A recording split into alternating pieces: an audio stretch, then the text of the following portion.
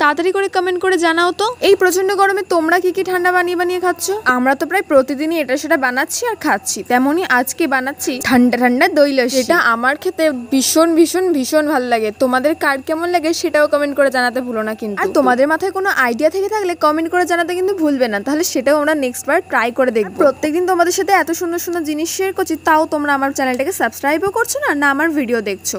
এত ডিমোটিভেট কেন করো বলো তো? তাড়াতাড়ি করে আমার চ্যানেলটাকে সাবস্ক্রাইব করে একটুখানি আমার মোটিভেশন দাও, তাহলে আরো ভালো ভালো ভিডিও আসবে।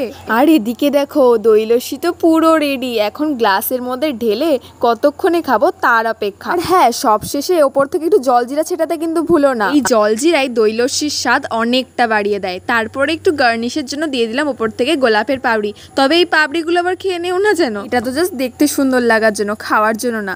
আর দেখো সত্যি কতটা সুন্দর দেখতে লাগছে, তাই না? তো আমি এখন দই লস্যি খাই, আর তোমরা চ্যানেলটাকে সাবস্ক্রাইব করো। বাই।